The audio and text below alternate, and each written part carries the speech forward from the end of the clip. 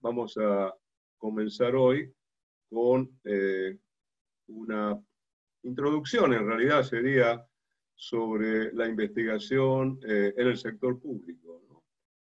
Yo quisiera mostrar, y lo voy a hacer ya, está entrando Ale. ¿Qué Ale?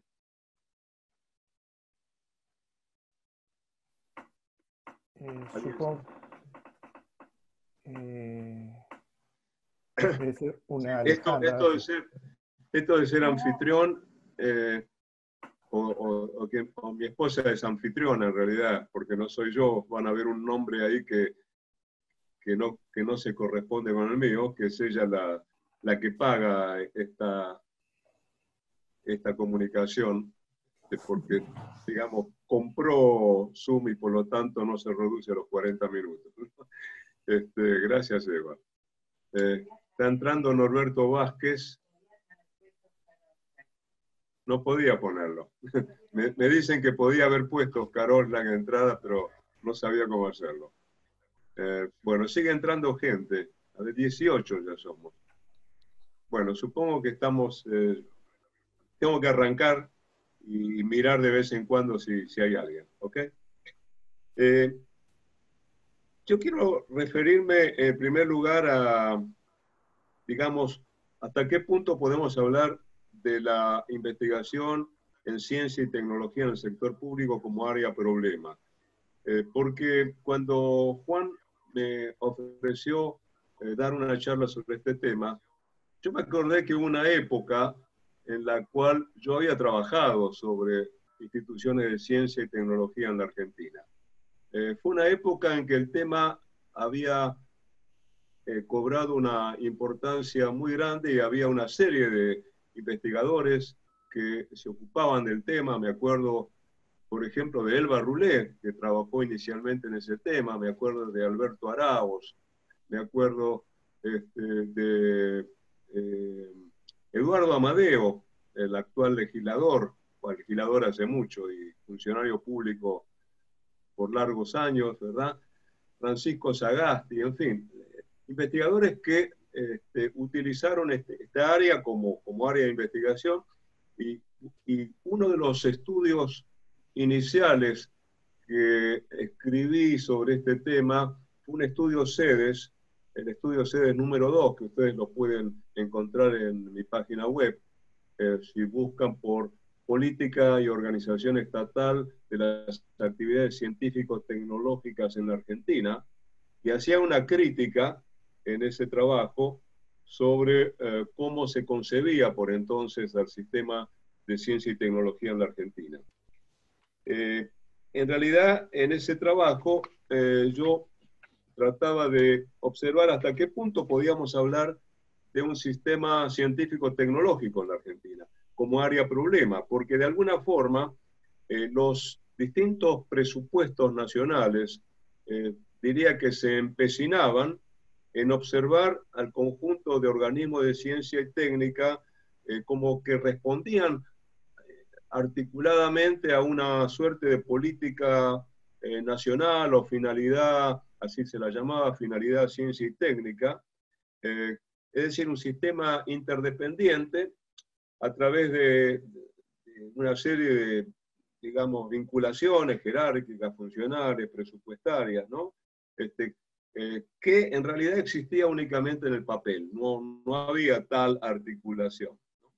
Porque el sistema de ciencia y tecnología, el sistema de investigación en la Argentina, se había desarrollado a través de una trama muy compleja de instituciones y de intereses diversos que surgieron en diferentes momentos, sobre todo para responder a necesidades o demandas de sectores específicos de la sociedad, ¿no? Y que de ninguna manera respondían a lo que en aquel entonces se veía como, digamos, estoy hablando del año 75, 76, del año 76 se veía, digamos, como la necesidad de establecer una política global, una política nacional en ciencia y tecnología. Y no había ni en la sociedad ni en el Estado una demanda que articulara, ¿no?, seriamente estas políticas que estaban, de hecho, impulsadas por muy diferentes tipos de instituciones.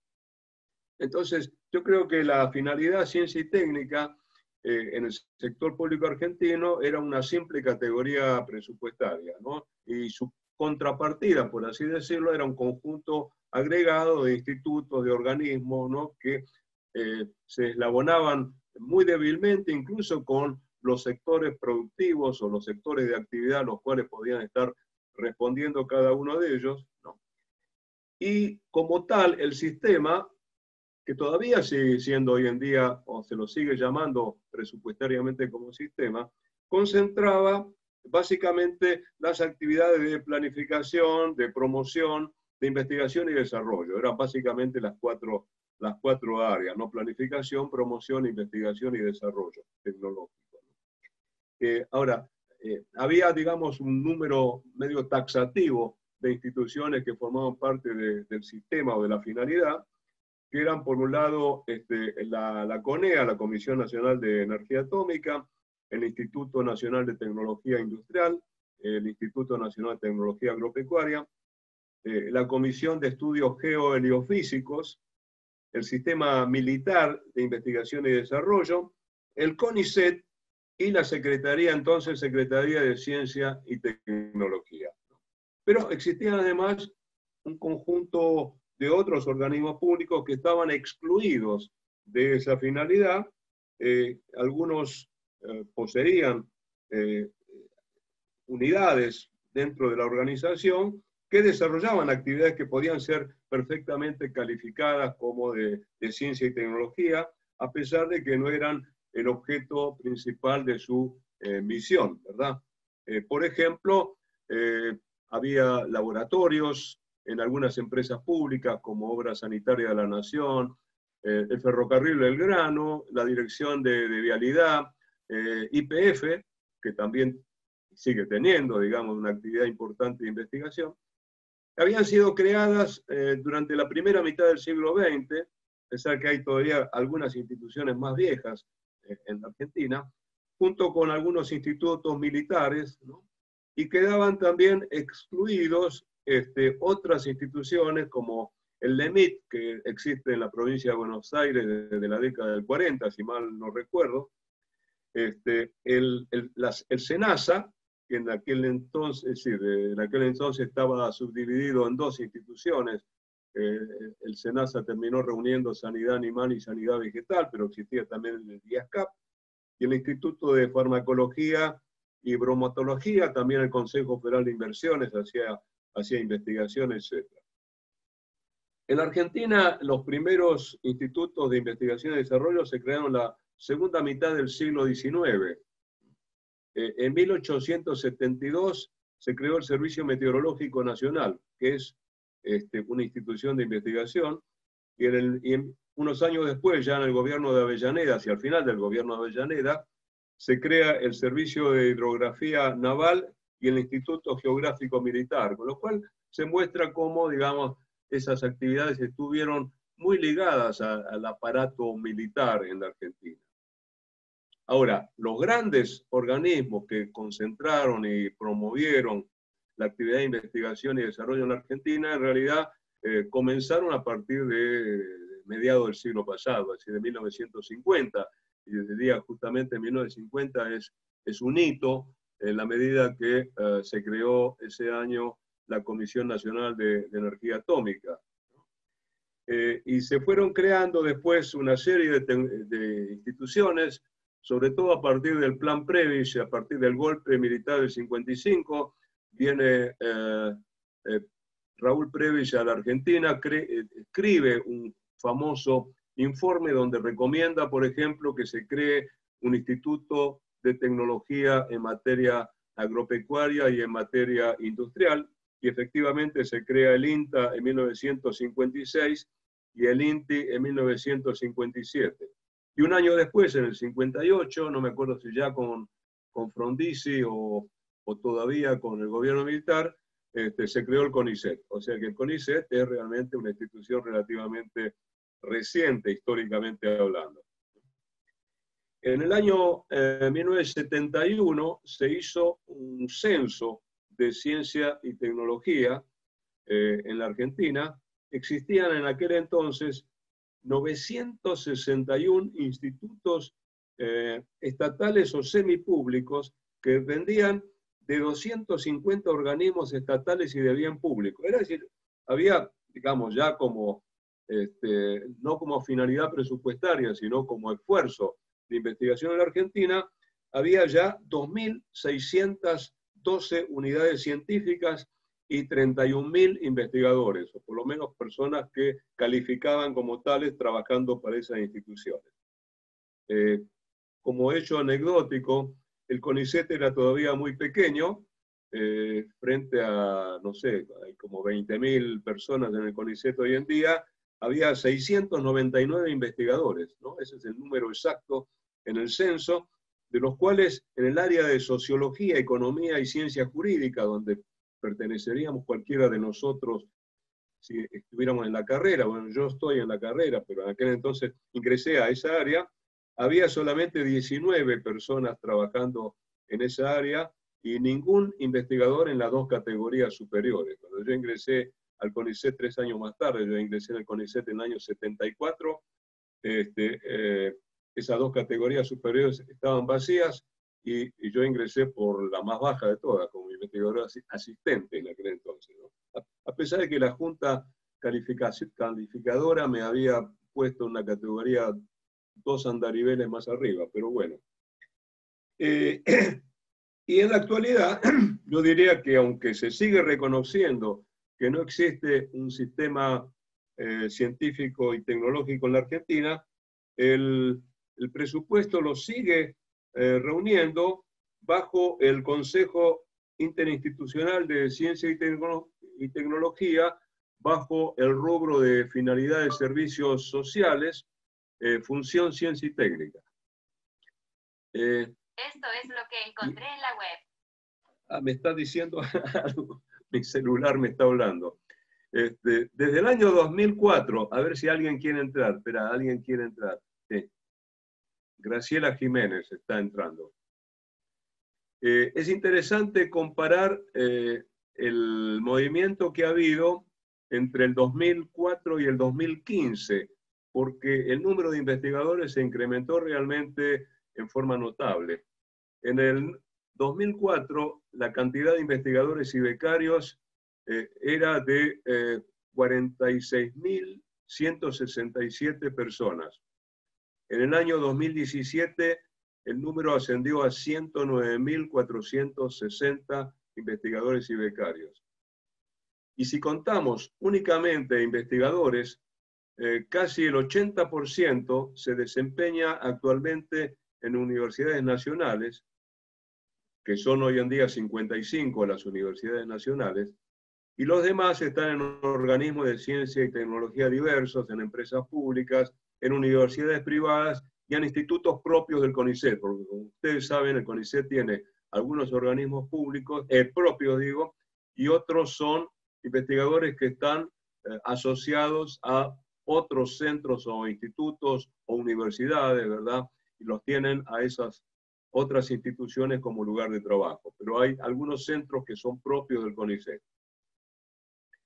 A pesar de que estos números pueden parecer elevados, tengo que decirles que el esfuerzo en ciencia y tecnología en la Argentina, comparativamente a nivel internacional, es bastante bajo. Porque si hacemos una comparación entre el total de investigadores, estos 109.460 que les dije, y los comparamos con la población económicamente activa, la tasa que da por cada 1.000 personas pertenecientes o que integran la población económicamente activa, hay apenas 2.9 investigadores por cada 1.000 personas en la población económicamente activa. ¿Cómo comparamos estos números? Bueno, en relación con España, por ejemplo, tenemos poco más que la mitad. España tiene 5.6 investigadores por cada 1.000 en su población económicamente activa. Nueva Zelanda, estoy tomando algunos números de algunos países que tomé así medio al azar, pero que son interesantes para ser comparadas. Nueva Zelanda tiene 7.5, Estados Unidos 8.7, Francia tiene 9.4, Corea del Sur tiene 13.3 y encabeza el mundo en materia de investigación y desarrollo Israel con 14 investigadores por cada 1000 personas en la población económicamente activa. Entonces, yo creo que acá voy dejando de lado esta reseña histórica, ¿no? Pero me parecía interesante, por lo menos para ubicarnos de qué estamos hablando cuando hablamos del sistema científico-técnico en la Argentina. Pero creo que teniendo en cuenta la importancia que tiene la ciencia y tecnología en el desarrollo, es muy importante para una institución como el INAP conocer de qué modo puede organizarse mejor la actividad científico-tecnológica en la Argentina, de qué modo pueden asignarse mejor los recursos que se dedican a esa finalidad. Y en ese sentido creo que el INAP puede cumplir una función muy importante, ya que no siempre las instituciones científico-tecnológicas tienen la capacidad de identificar cuáles son sus déficits de capacidad institucional, que pueden estar inhibiendo todo su potencial, ¿no? Y esto realmente lo pude ver a través de mi carrera profesional, ¿no? Y en ese sentido yo quisiera citar algunos ejemplos del tipo de tarea que se puede desarrollar en esta materia desde una institución como el INAP. Los casos que yo voy a citar, por supuesto, no fueron encarados desde el INAP, por supuesto, yo lo hice, digamos, en aquellos momentos en que, por distintas circunstancias, desarrollé tareas de consultoría, y la primera de ellas fue, y voy a citar cuatro casos para que ustedes tengan una especie de muestrario de qué tipo de análisis pueden hacerse en términos de aspectos institucionales diferentes, qué tipo de estrategias de investigación, qué tipo de técnicas pueden utilizarse para situaciones diferentes. Hasta ahora, con un asentimiento de cabeza, me dicen simplemente si me han escuchado bien, si se entendió todo o con un gesto perfecto. Perfecto, muy bien. Los cuatro casos que voy a desarrollar son los siguientes. Por un lado, un primer diagnóstico que se hizo en el antiguo CIAP, porque en realidad existe otro CIAP actualmente en la Facultad de Ciencias Económicas, ¿verdad? Que en realidad lo creé yo, lo inventé yo, y después, digamos, se me fue de las manos porque pasó a un instituto. Se dijo que lo creé yo en la maestría de Administración Pública. El secretario de investigación de la facultad, esto es anecdótico, pero es interesante, me dijo en algún momento, no se puede hacer investigación en una maestría, ¿no? En una época anterior a aquella en que cuando se creó, digamos, el mecanismo de evaluación de estudios universitarios de grado y posgrado, ¿no?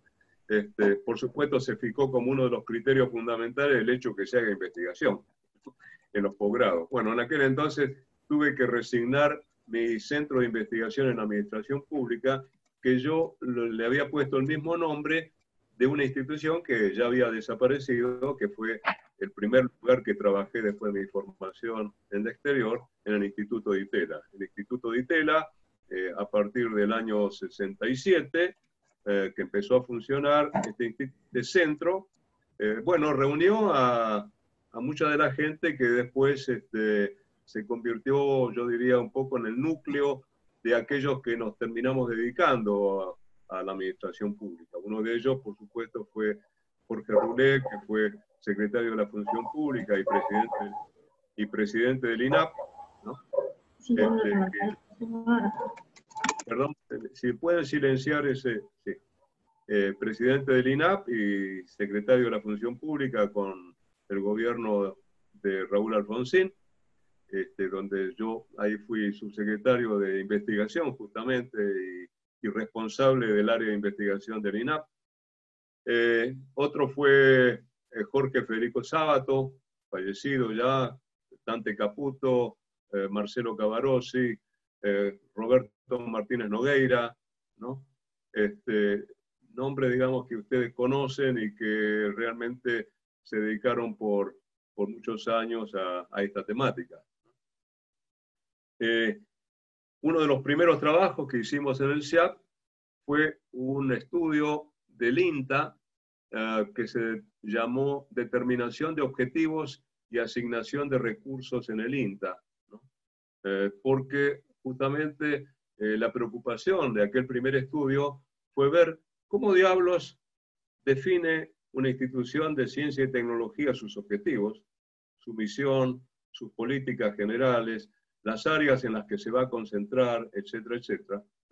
Tratar de investigar dónde se originan las iniciativas que dan finalmente trabajo a los investigadores y en definitiva a los extensionistas del INTA, porque la tarea de investigación y desarrollo implica también la extensión agropecuaria y entonces ver de qué manera se articulaba la actividad de investigación y extensión agropecuaria y hasta qué punto respondía a las demandas, por ejemplo, de los productores agropecuarios. Y el otro tema era la asignación de recursos, concretamente cómo es la función de producción del INTA, es decir, de qué manera se combina la infraestructura física, por ejemplo, las estaciones experimentales, los laboratorios, los vehículos, digamos, el capital físico de la institución, con los recursos humanos y con el capital de trabajo, es decir, con los bienes y servicios no personales que una institución utiliza. Fue muy interesante haberse concentrado en estos dos aspectos y creo que, bueno, ese primer diagnóstico marcó un hito interesante en materia de diagnósticos institucionales, porque a partir de allí empezó a generalizarse la idea de realizar diagnósticos institucionales del sector público argentino. Lo menciono primero y después lo desarrollo un poco más, si les parece. ¿Está bien? El segundo caso fue una demanda justamente de Eduardo Amadeo. Eduardo Amadeo era presidente del INTI a los 28 o 29 años, fue presidente del INTI. Y, digamos, la demanda, los términos de referencia, como los llamaríamos hoy en día en un proyecto de consultoría, fueron, bueno, explícame por qué algunos centros de investigación del INTI funcionan bien y otros no funcionan. ¿Por qué algunos producen cosas que son importantes para sus usuarios, para, digamos, los demandantes de tecnología y otros centros no sirven para nada? Ese fue el objetivo. El tercer caso que quisiera mencionar fue un proyecto de consultoría donde aplicamos por primera vez una tecnología que varios de ustedes, sobre todo los que fueron alumnos míos, conocen bien, pero no solamente porque entiendo que otros también lo han aplicado, que es el SATSI, el Sistema de Análisis de Capacidad Institucional, o ICAS, como se llama originariamente en inglés, o sea, Institutional Capacity Analysis System, que fue un desarrollo que realizó en aquel entonces consultor del Banco Mundial, Alain Tobelem, ¿no? Que, bueno, después dio lugar a un trabajo que publicamos con un exalumno mío, sobre justamente el SATSI como una estrategia de investigación de déficit de análisis de capacidad institucional. Pero fue interesante porque yo lo conocía a Tobelem en el año, creo, 1990.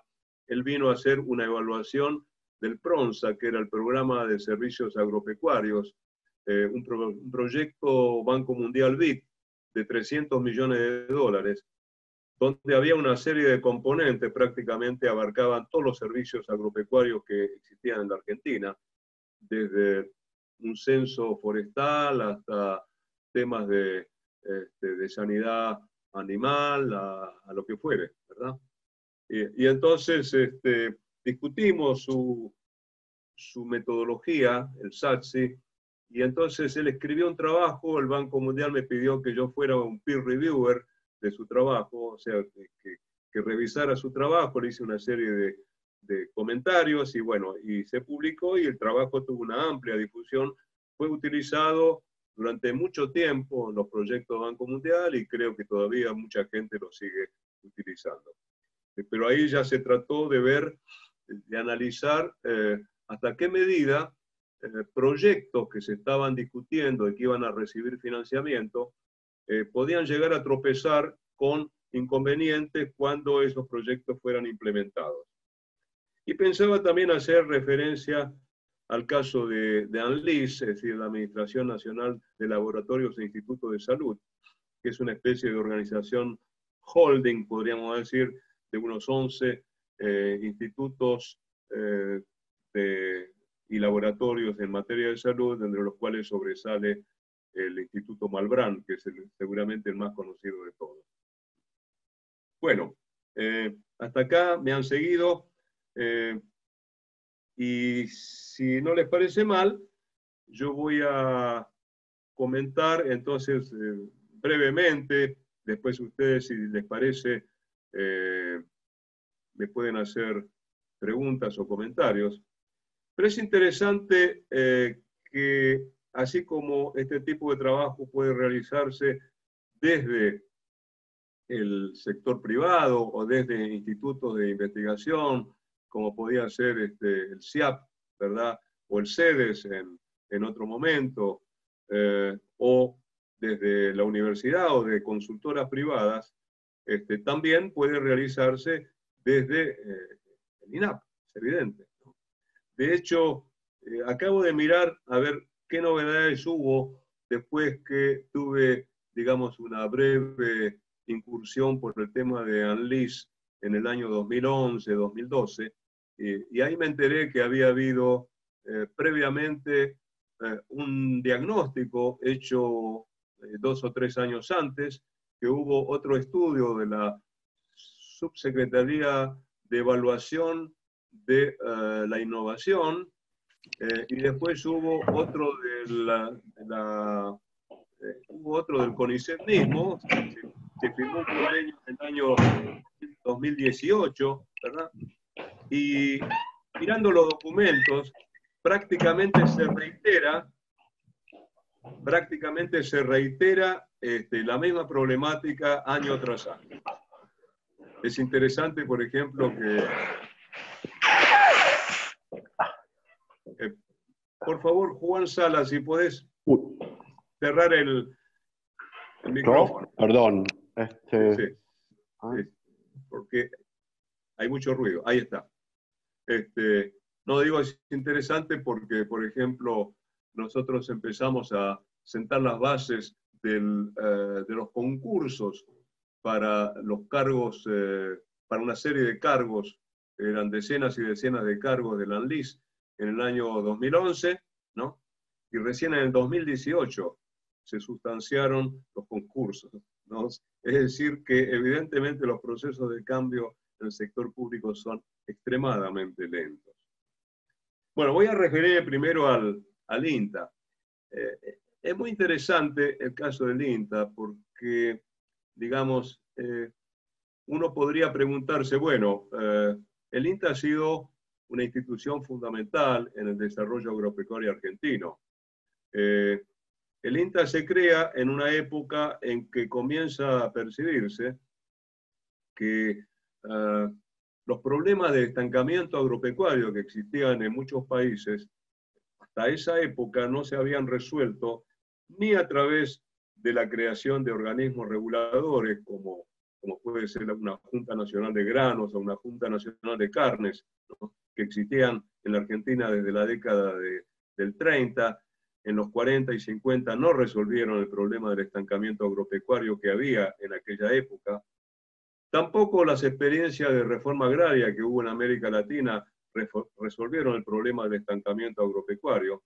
Pero fíjense que es interesante que frente a distintos diagnósticos acerca de la existencia de un problema, de pronto en el Estado se adoptan políticas públicas, ¿verdad?, que terminan cristalizando en la creación de una serie de instituciones encargadas de, o por lo menos intentar resolver el problema por el cual han sido creados, a pesar de que luego dejan de tener importancia en la solución de ese problema y encuentran, digamos, otros objetivos y otras funciones.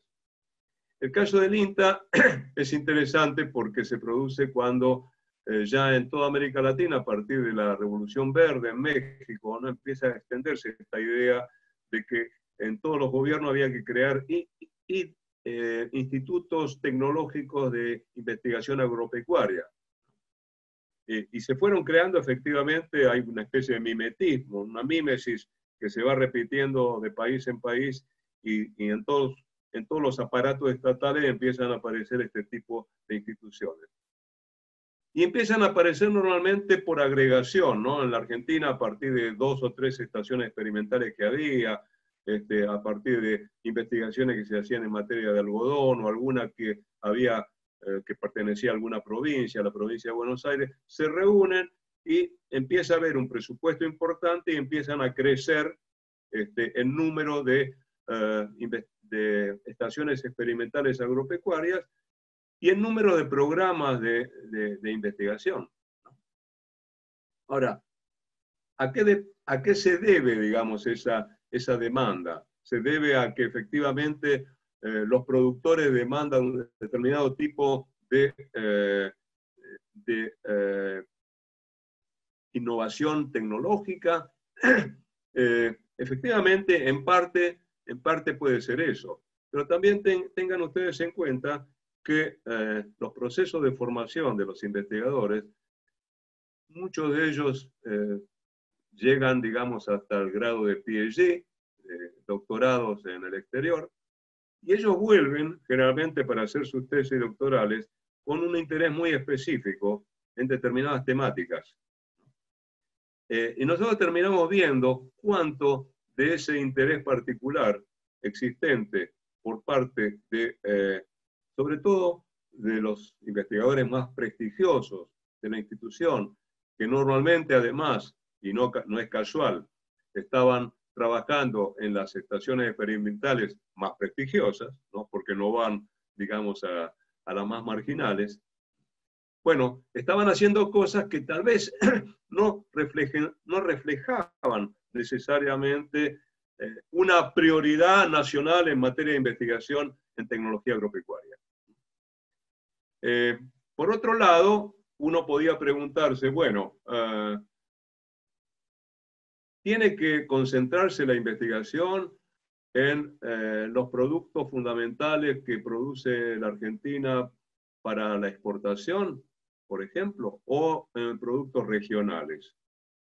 Y entonces uno empezaba a tratar de mirar los presupuestos para ver la asignación de recursos o la cantidad de investigadores que estaban trabajando en cada área, ¿no?, y podía empezar a entender la importancia relativa que podían tener estos distintos programas de investigación.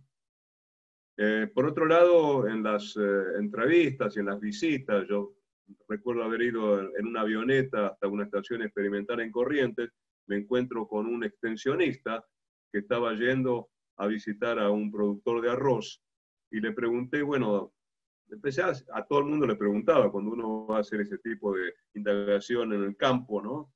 Esto es en el campo propiamente dicho, ¿no? Empieza a preguntar, bueno, qué clase de extensión, de producción, de explotaciones, cuántas hectáreas, etcétera, etcétera. Me dijo, era una producción, digamos, un establecimiento relativamente importante. Digo, ¿y qué pasa con los minifundistas? ¿Hasta qué punto el INTA está atendiendo minifundistas? No podemos atender minifundistas, porque no da la escala o lo que fuera, ¿no? O no había tecnología específica para minifundios. Entonces, cuando uno empieza a observar cómo se concentra la investigación, empieza a darse cuenta que, bueno, por un lado, la concentra en las estaciones experimentales más prestigiosas, que coinciden además con las medianas y grandes extensiones, donde los productos regionales reciben mucha menor atención. Y por otro lado, cuando uno se pone a mirar cómo se organiza la institución desde el punto de vista de el seguimiento, o mejor dicho, la planificación de la tarea de investigación, por ejemplo, bueno, efectivamente existía una dirección de planificación de la tarea de investigación que tenía 3 o 4 personas, cuando había centenares de proyectos de investigación y no tenían la menor posibilidad de hacer un monitoreo permanente de esos proyectos de investigación. De manera que, y por otro lado miramos las actas del Consejo Directivo del INTA para ver en qué medida las discusiones y las resoluciones que se tomaban en materia de políticas respecto de lo que la institución tenía que efectivamente llevar a cabo, esas discusiones prácticamente no existían. Eran reuniones cuasi burocráticas, diría, donde, por ejemplo, se discutía si había que instituir un premio a la mejor composición de la hormiga negra minera, ¿no? Esto me acuerdo porque me quedó muy grabado, ¿no? En la provincia de Misiones se había instituido un concurso escolar sobre la hormiga negra minera, y entonces, o el traspaso de una máquina de escribir de el Ministerio de Agricultura al INTA, ¿no? Entonces clasificamos las decisiones tomando, digamos, algunos años desde la existencia del INTA, ¿no? Para ver, digamos, cuál era el grado de concentración en diferentes aspectos institucionales, ¿no? Que nos podían dar alguna pista respecto de, bueno, dónde diablos se toman efectivamente las decisiones sobre lo que la institución tiene que hacer, ¿no?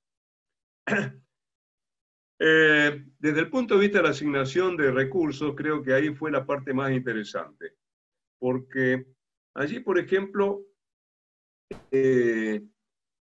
hicimos me acuerdo que en particular hice un análisis del presupuesto del INTA desde la creación hasta el momento en que hicimos el estudio. El momento en que hicimos el estudio había sido el año 1969, si no me equivoco, o 1970, póngale, el INTA tenía recién 13 o 14 años de existencia.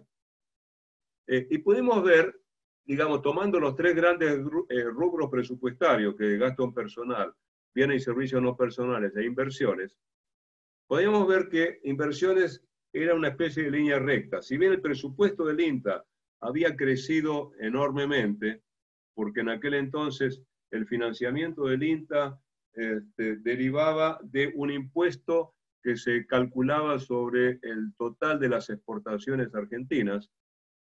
Por lo tanto, la gente del campo decía, el INTA es nuestro porque nosotros lo pagamos, cuando en realidad era un recurso tributario, pero de todas maneras ellos lo consideraban de su propiedad como que ellos lo estaban pagando.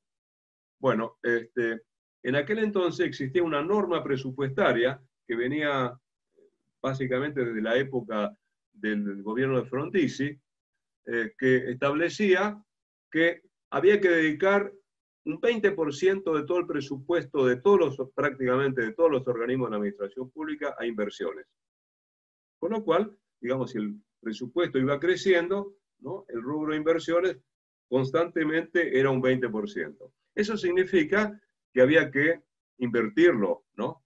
Invertirlo en vehículos, invertirlo en laboratorios, invertirlo en insumos, invertirlo en estaciones experimentales, etc.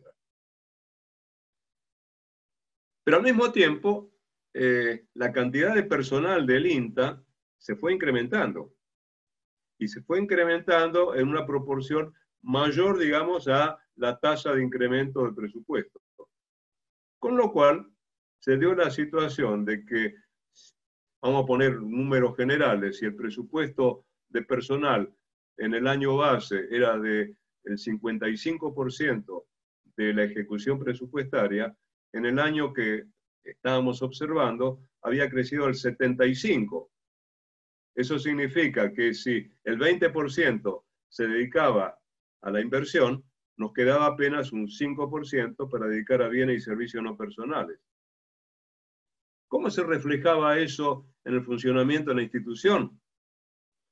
Vehículos parados que no tenían, digamos, no podían ser arreglados, estaciones experimentales que no se pintaban o no se mantenían. Es decir, todo el mantenimiento de la infraestructura fallaba. No había dinero para viáticos o no había dinero para, digamos, bienes y servicios no personales, o sea, para que los extensionistas vayan al campo y hagan su tarea. ¿Está claro? Entonces, ahí me quedó muy claro, ¿no? Y esto es algo sobre lo que he trabajado, me quedó muy claro que ver la función de producción, o sea, la combinación de infraestructura, gasto en personal y presupuesto para funcionamiento y mantenimiento, es una cosa esencial en el análisis de cualquier institución. Entonces, esos dos aspectos, cómo se determinan los objetivos, cómo se asignan los recursos, fueron, digamos, un poco, tal vez no demasiado resumidamente, ¿no?, el foco de ese trabajo que fue bastante esclarecedor. Después, con el tiempo, volví al INTA un par de veces a hacer ya la reestructuración institucional del INTA y en la época en que Cavallo quiso privatizar el INTA, hicimos allí una defensa muy, muy fuerte, ¿no?, de mantener al INTA dentro del sector público. En fin, tuve varias, vinculaciones a lo largo del tiempo, ¿no?, con esa institución que realmente aprecio muchísimo. No voy a tener tiempo para hablar sobre los 4 casos porque me va a llevar demasiado, pero voy a hablar sobre el INTI, ¿no?, que es el otro importante centro de investigación que tenemos en la Argentina. El pedido del presidente del INTI en aquel momento, que era Eduardo Amadeo, como digo,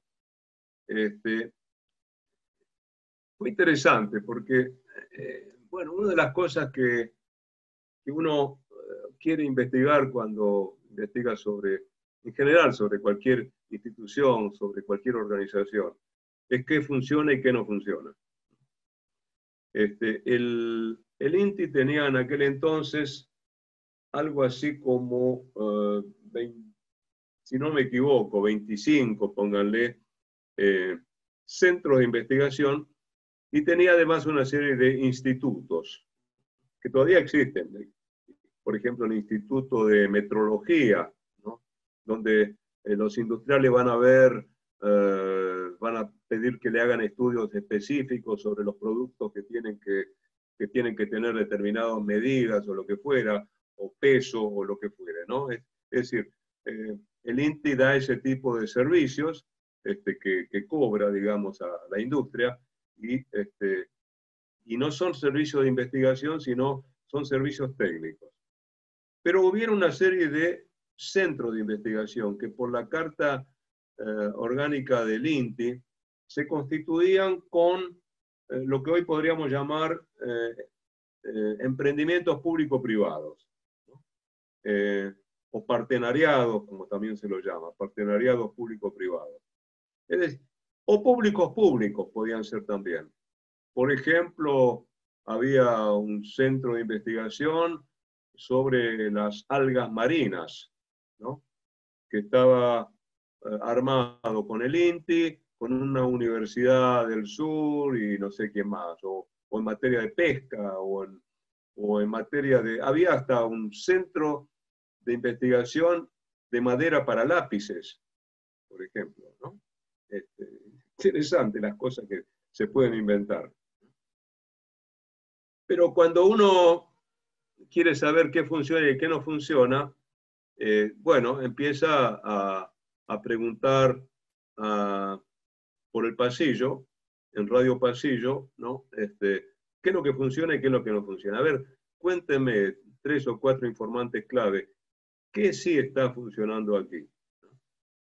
Y entonces, bueno, terminamos eligiendo 2 centros de investigación del INTI, uno que fue el Centro de Investigación en Celulosa y Papel, y el otro el Centro de Investigación en Tecnología para el envasado de frutas y hortalizas de Mendoza. Entonces, uno era un centro que se había constituido también con el INTA y con la provincia de Mendoza para ver cómo se podía mejorar la producción de latas, digamos, para envasar frutas y hortalizas. Y el otro era un centro donde se estaba investigando en ese momento la producción de papel de diario a partir de fibra corta.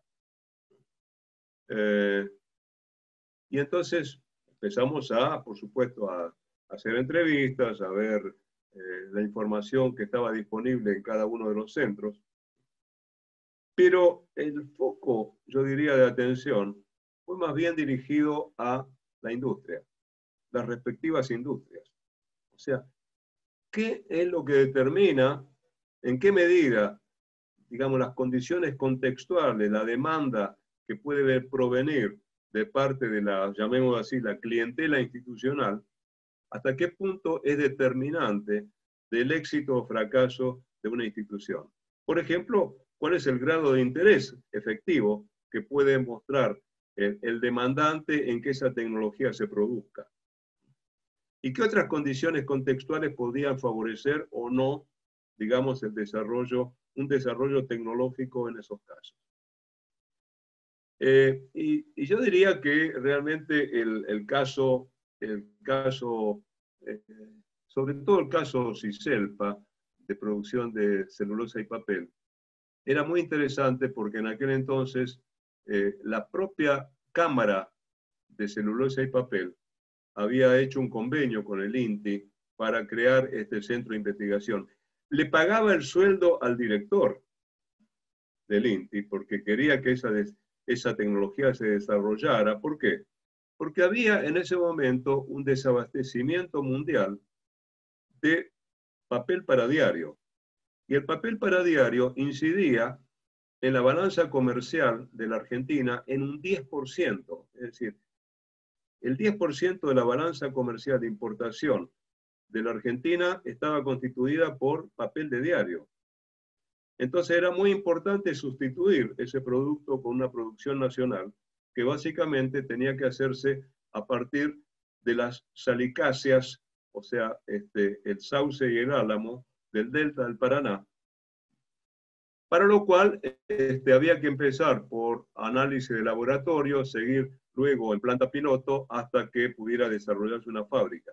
Esa fábrica fue finalmente Papel Prensa, famosa Papel Prensa que dio lugar a tantos conflictos políticos, ¿no? Pero yo les estoy contando el comienzo de la historia de Papel Prensa y cómo el involucramiento importante que tuvo ese centro del INTI en aquel momento fue absolutamente determinante. ¿Por qué? Porque había otras condiciones que también estaban jugando a favor. En primer lugar, tratamos de determinar si la política industrial y la política de ciencia y tecnología en la Argentina favorecía o no favorecía el desarrollo de esa industria. Y encontramos que ni fu ni fa, que en realidad era neutra, ¿no? Y que por otro lado, cuando analizamos cómo había nacido la industria de la celulosa y el papel, hasta qué punto había concentración económica en el sector, hasta qué punto convivían, por ejemplo, industrias importantes, ¿no? Y al mismo tiempo industrias marginales, como la que fabricaba el papel para caja de pizza, ¿no? Hasta qué punto había importación de productos y efectivamente el único producto importado importante de un papel que no se podía producir en la Argentina era de una empresa Huitzell, me acuerdo, ¿no? En aquel entonces. Y no había tampoco, digamos, un movimiento mundial en aquel entonces el proceso de globalización no había llevado a que hubiera una especie de apropiación tecnológica de ese sector, ¿no? De modo tal que pudiera convertirse en un incentivo para desbaratar cualquier proyecto que implicara, digamos, el desarrollo de una industria nacional de celulosa y papel.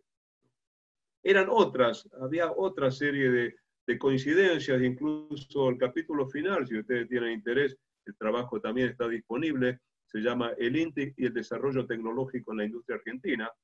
En realidad fue un informe y después, como 10 años más tarde, un presidente del INTI, Rodríguez creo que era, vio el trabajo y consideró que 10 años más tarde reflejaba totalmente la problemática de la institución y lo mandó a imprimir como libro, una especie de libro.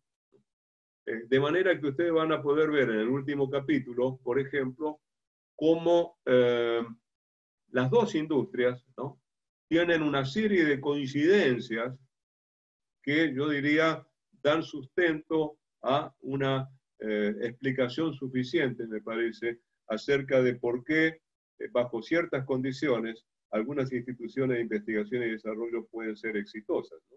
La cuestión es tratar de entender las causas y tratar de ver en qué medida ese conocimiento puede generalizarse para otras situaciones similares.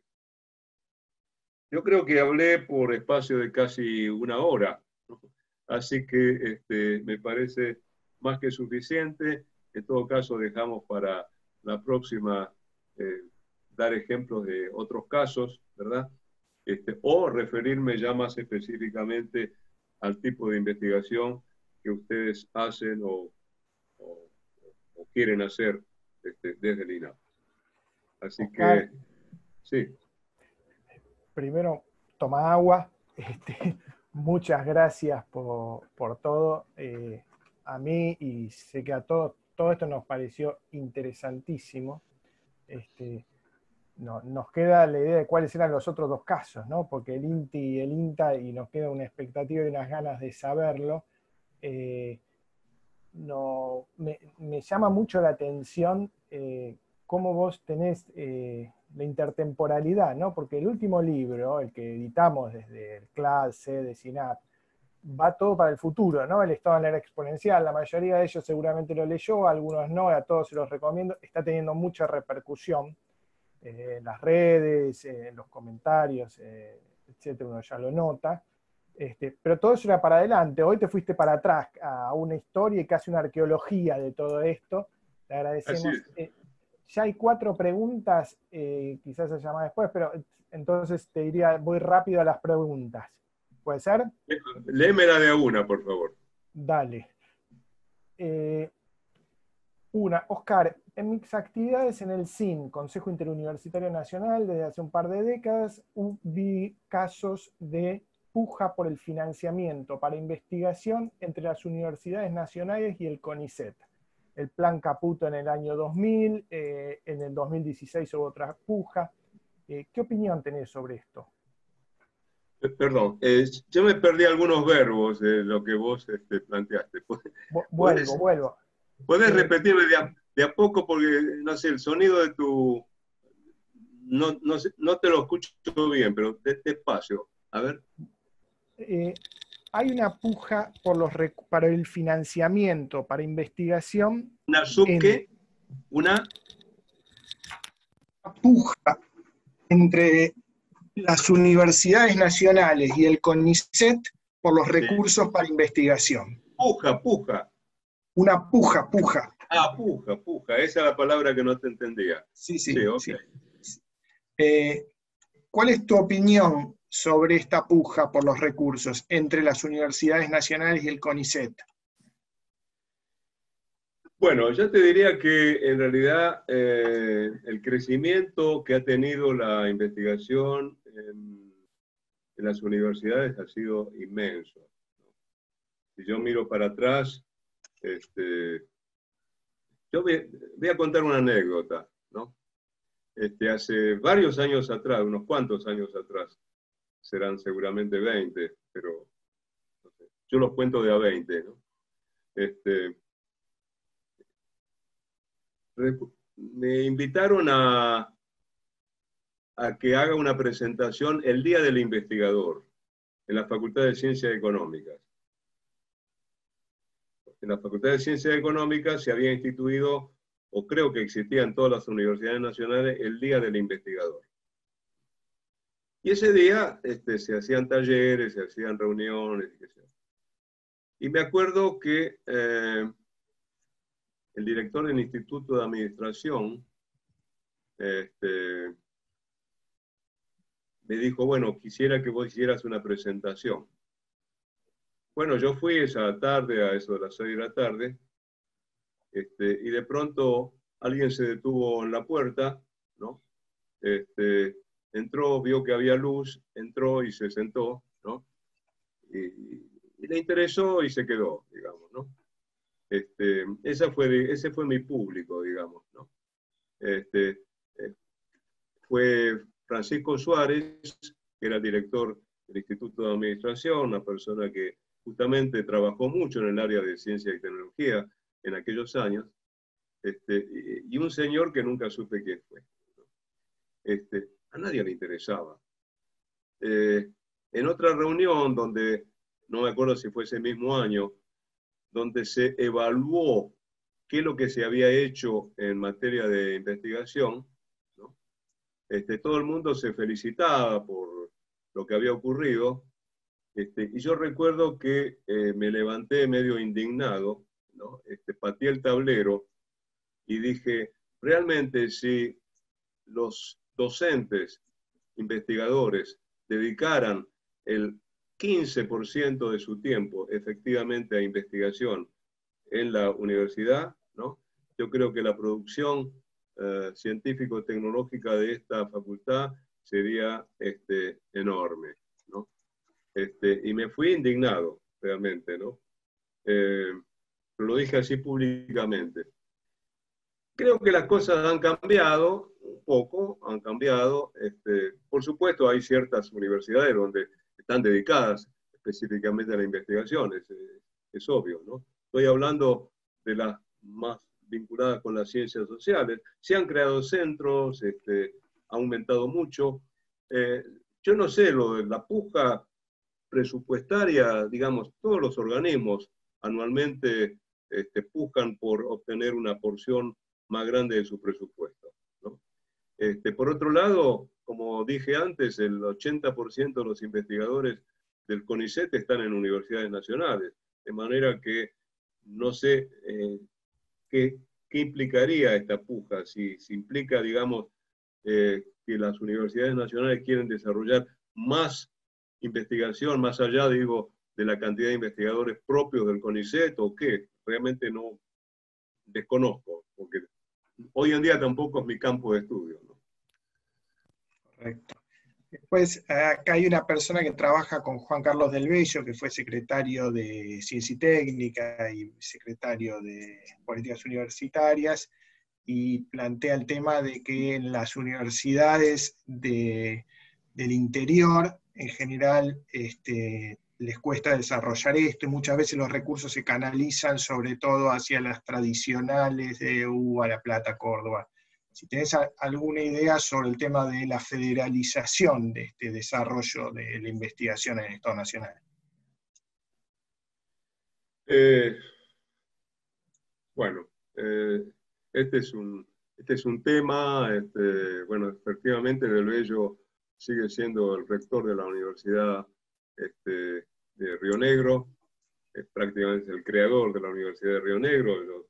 Trabajamos juntos en algún momento de nuestras carreras, y sin embargo, ¿no? Yo, por ejemplo, en algún momento evalué el FOMEC, ¿no? El FOMEC fue un proyecto muy importante, era un fondo para el mejoramiento de la educación universitaria, creo, que fue un fondo para becas, un fondo para investigación, para construcción de laboratorios, de bibliotecas, etcétera, etcétera, ¿no?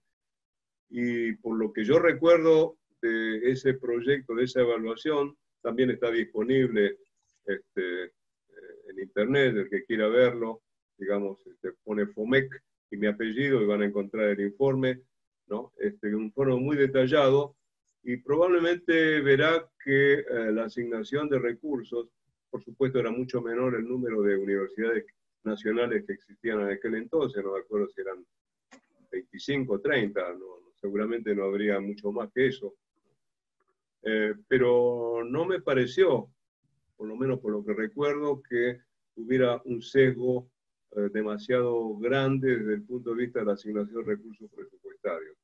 Más aún, hay una especie de affirmative action, digamos, acción afirmativa muchas veces cuando se quiere favorecer a universidades del interior. Lo que pasa es que, bueno, en muchos lugares las personas que se forman o van un tiempo a esas universidades y se mudan, se van a otros lugares y no llegan a formarse, digamos, elencos o, digamos, equipos de investigación suficientemente densos que puedan favorecer, ¿no? el desarrollo de actividad de investigación. Yo recuerdo, por ejemplo, haber hecho alguna vez un plan estratégico para la Universidad Nacional de la Patagonia Austral, y haber utilizado una imagen había hecho un dibujo parecido a esas estatuas que hace o hacía Marta Minujín, ¿no? Donde una cabeza era seccionada en diferentes cortes verticales, ¿no? Y había como 5 cortes, 4 o 5 cortes, ¿no? Y una persona trabaja en una universidad y es, por un lado, profesor, por otro lado es investigador, por otro lado dirige un departamento, por otro lado hace extensión universitaria, por ejemplo, ¿no? Digamos, tiene 4 cortes verticales, ¿no? ¿Cómo asigna su tiempo? Entonces, yo había hecho allí una estimación de los tiempos que se dedicaban efectivamente a la investigación, y realmente era bajo, no existía. Sinceramente no existía. No sé hoy en día cómo son los mecanismos, hasta qué punto hay, digamos, no funciona, por lo menos hasta donde yo sé, el principio que puede funcionar en una universidad norteamericana del publish or perish, o sea, publicar o perecer, ¿no? Si no publicás, fuiste, digamos, ¿no? No seguís, ¿no? Y entonces ahí te cuentan la cantidad de citas ¿no? Y progresás en la carrera únicamente si efectivamente depositaste el trasero en una silla durante el tiempo suficiente para que salga producto, digamos, ¿no? Entonces, no sé, no sé de nuevo, es una divagación sobre el tema. Muchas gracias. Norberto Vázquez quería hacer una pregunta. Norberto, ¿querés hacerse la voz? Dale, Norberto, no te veo. ¿No pones la cámara?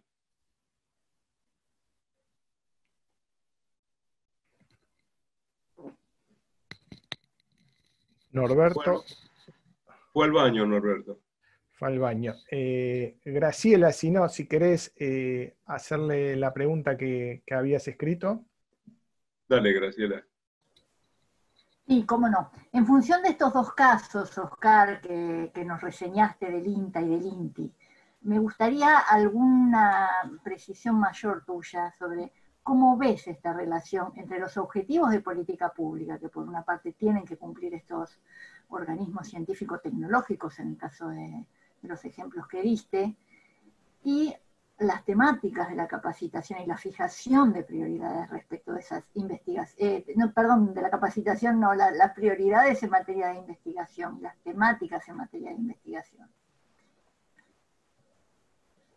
Sí, esa es una relación compleja, ¿no? Es una relación compleja. Como dije,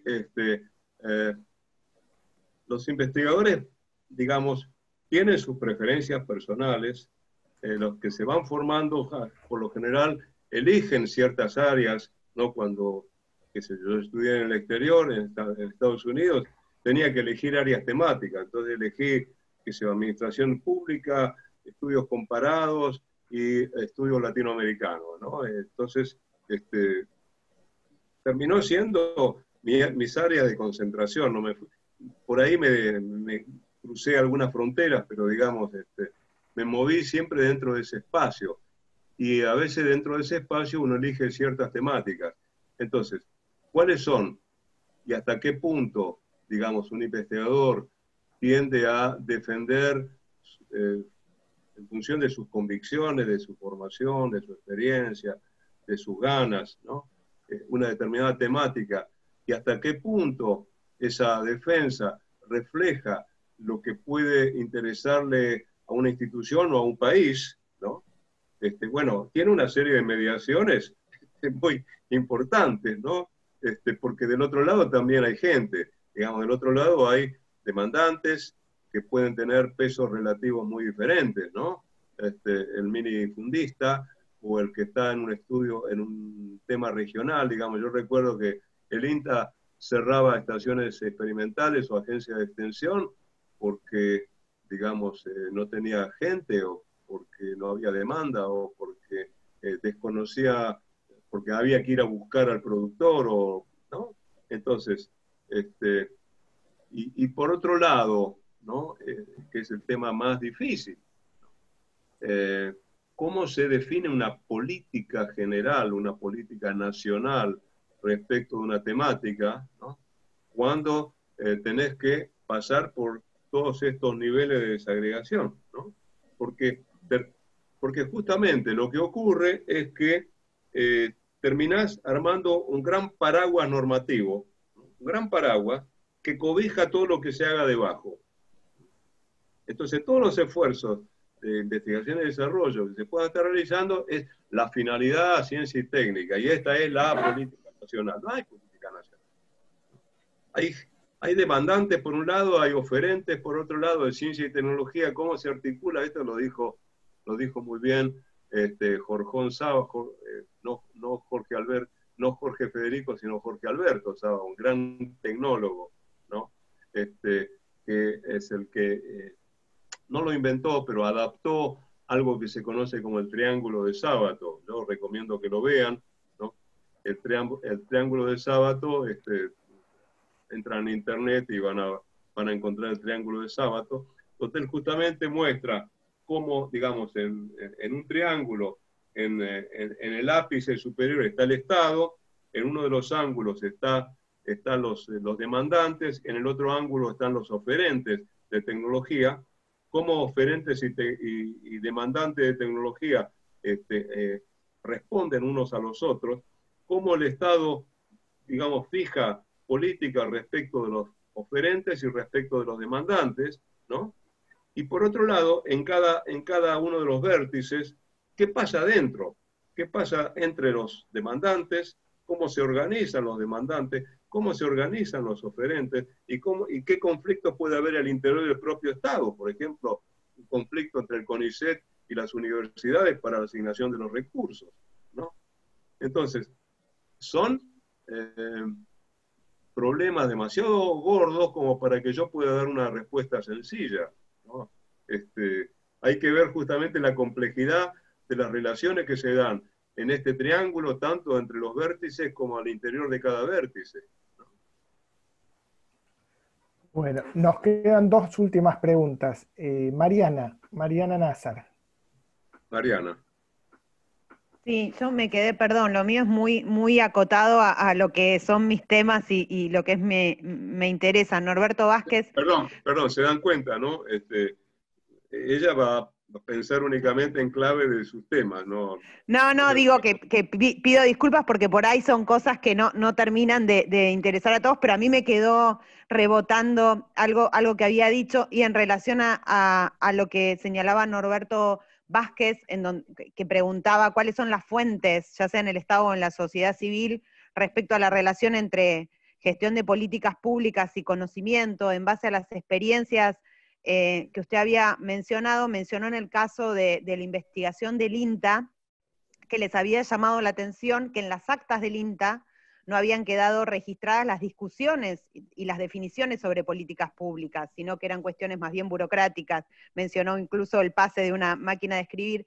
Entonces me preguntaba si habían podido hallar esos debates en otro tipo de documentos, ¿sí? O simplemente eran debates que o no se habían dado, o simplemente no se habían dado, o sí se habían dado en instancias en las que esos debates no quedaban plasmados en documentos públicos. Digo, a mí me interesa particularmente esto porque lo pienso hacia adelante en relación al acceso a la información. Muchas veces tenemos como pedidos de acceso a la información y ya tenemos una ley y una oficina, pero cuesta mucho implementar ese derecho, y esa implementación muchas veces se vincula con cuál es la información que el Estado deja registrado sobre las definiciones de sus políticas y cuáles no deja registradas, más allá de la voluntad o no voluntad de un funcionario de dar a conocer esa información.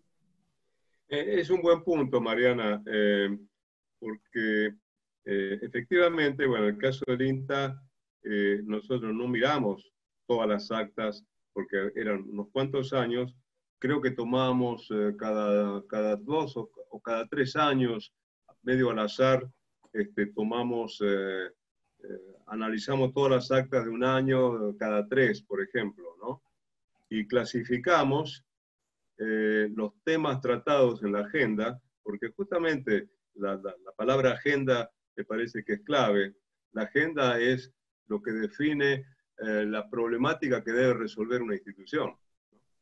Y la cuestión es si la institución se concentra en cuestiones sustantivas o en cuestiones burocráticas, por ejemplo, ¿no?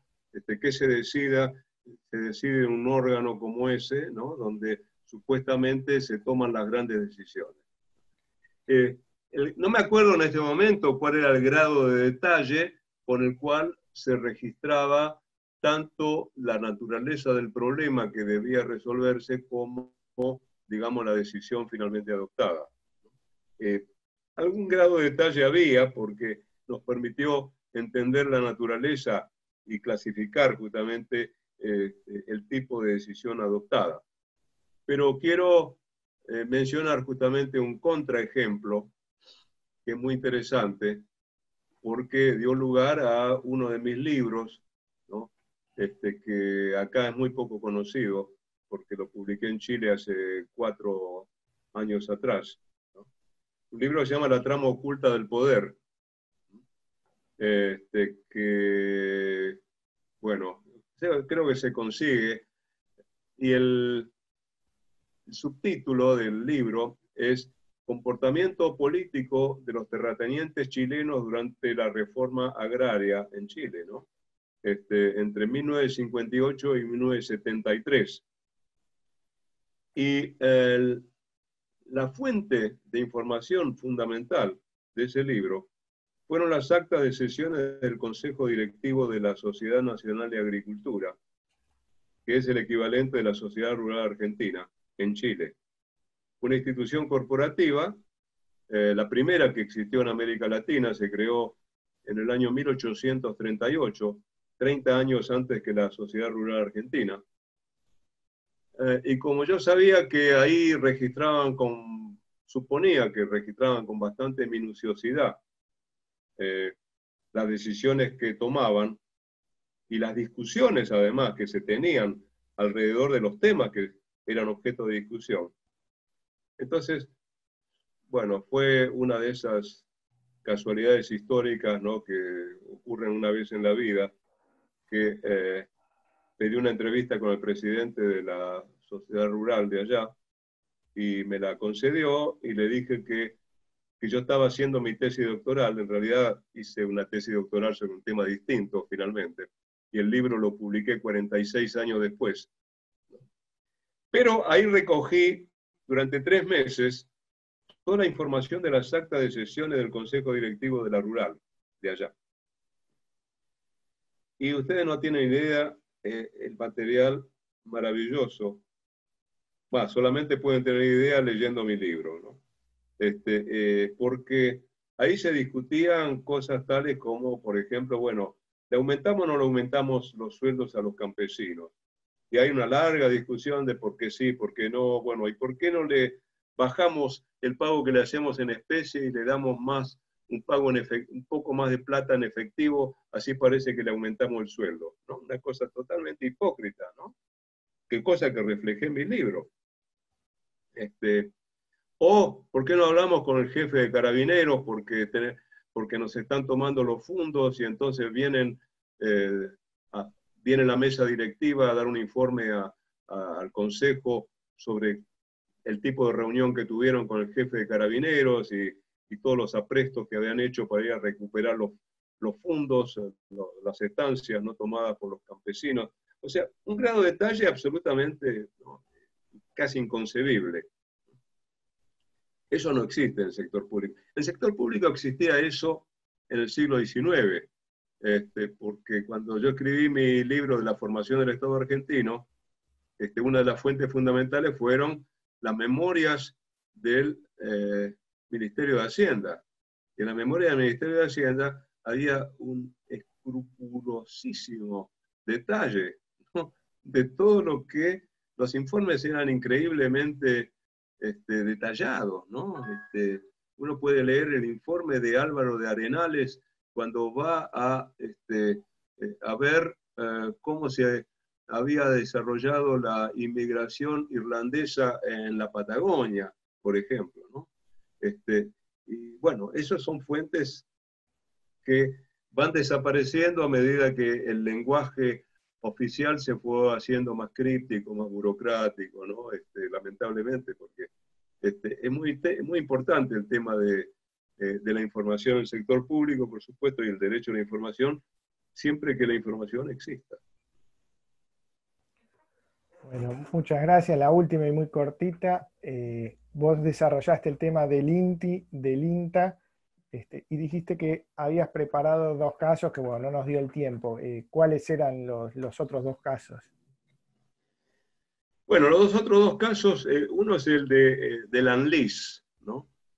ANLIS, que casi nadie, todo el mundo conoce el Instituto Malbrán, pero de ANLIS sabe muy poco. Tal vez allí en Función Pública, o como se llame ahora, deben saber un poco más porque trabajaron con los concursos.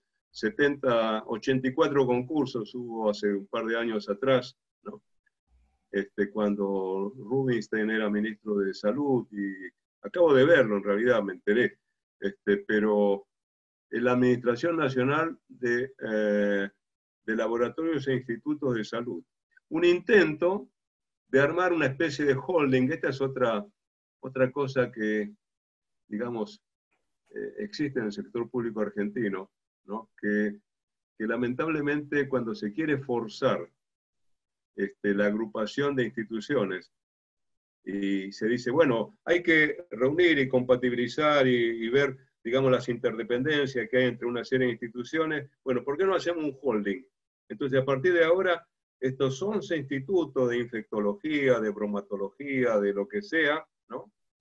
Van a estar reunidos bajo una única institución. La vamos a llamar ANLIS. Yo me acuerdo cuando fui a hablar con el interventor, que era un secretario de salud al mismo tiempo, le pregunté, bueno, si la gente de los distintos institutos y laboratorios se había puesto la camiseta de ANLIS, ¿no?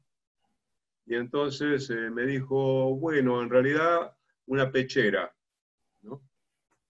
Que es todo un símbolo, es todo un símbolo. Porque cuando uno lee las cosas más recientes o los informes más recientes, sigue habiendo los mismos problemas. Suponer que hay una institución que se va a supeditar a una coordinación, a una dirección general, ¿no? Por ejemplo, veamos desde el punto de vista organizativo. Cada unidad, cada laboratorio, cada instituto tiene que tener una unidad de administración, por ejemplo. Tiene que haber una unidad centralizada de compras, ¿no?, para toda la institución, ¿o no? O cada una es especializada porque los insumos que cada una requiere son distintos y cada una conoce sus proveedores. ¿Qué es más eficiente? Tiene que haber un escalafón único. Bueno, pero resulta que hay instituciones que son bastante marginales unidades bastante marginales y otras que son importantes. Entonces, si dentro de la estructura organizativa le queremos dar un peso más importante a un coordinador de área, y entonces lo va a permitir, ¿cómo se llama el área que aprueba las estructuras ahora? No lo tengo claro. No sé cómo se llama ahora, digamos, será la desarrollo institucional. No sé, en otra época... Creo que es la, Oscar, creo que es la Dirección de Diseño Organizacional que forma parte de Jefatura de Gabinete de Ministros. Esa, que tiene una serie de parámetros establecidos, ¿no? Cuándo una unidad tiene que tener este nivel, cuántas puedes tener, cuántas pueden depender de una dirección, de un departamento y qué sé yo, ¿no? Esta tiene que tener entidad de departamento. Bueno, pero es lo mismo un departamento en un instituto que tiene 500 personas que un departamento en un instituto que tiene 12, por ejemplo. Entonces, empiezan a aparecer ese tipo de problemas, ¿no? Bueno, allí trabajamos con un plan estratégico, trabajamos sobre todo en el diseño organizativo, ¿no? Que finalmente, bueno, fue aprobado, creo, pero varios años después, ¿no? Y el otro tema fue la aplicación, que tal vez podemos hablar la vez que viene, porque me parece importante para hacer diagnósticos, es decir, analizar déficit de capacidad institucional, que fue la aplicación del ICAS o del SATSI como técnica para determinar en qué medida un proyecto puede llegar a enfrentar déficit de capacidad institucional. Y, por ejemplo, detectamos un montón de cosas en SENASA, entre otros organismos, donde, por ejemplo, teníamos que ver en qué medida los proyectos del SENASA, que eran construir una estación cuarentenaria para animales enfermos, una campaña de vacunación con un nuevo tipo de vacuna para animales enfermos y barreras sanitarias, por ejemplo, ¿no? En qué medida esos tres proyectos podían resolver el problema de la fiebre aftosa, que era un problema que tenían las exportaciones argentinas en aquella época y que finalmente fue resuelto, ¿no? Y fue resuelto porque ese proyecto y el SENASA funcionó muy bien. Y funcionó muy bien en parte por el liderazgo de quien estuvo en ese entonces al frente de la institución, y en parte porque se previó a tiempo qué tipo de requerimientos tenían que resolverse desde el punto de vista jurídico, desde el punto de vista de la dotación de personal, desde el punto de vista de la organización interna, desde el punto de vista de las capacidades individuales de la gente, ¿no? Para poder llevar a cabo las tareas muy discriminadas, ¿no? Que formaron parte del plan, por ejemplo, de erradicación de la fiebre aftosa. Así que esos fueron los temas que pensaba desarrollar, pero bueno. Bueno, te agradezco muchísimo todo esto, para mí y para todo, por lo que veo, por el chat que está acá y por lo que me mandan en WhatsApp, etcétera. Todo el mundo está muy interesado y a todos nos resultó muy útil. Te agradezco a vos, le agradezco a Eva también, que estuvo en la producción. Y Alejandro, si querés cerrar. Sí, con todo gusto, Oscar. Espectacular, sinceramente, en serio, un lujo, porque realmente es una visión histórica detallada y aparte mostraste hasta los sufrimientos, ¿no? Digamos, en las etapas que mostraste. Así que de mi lado, gracias, porque fue muy, en serio, muy ejemplificador.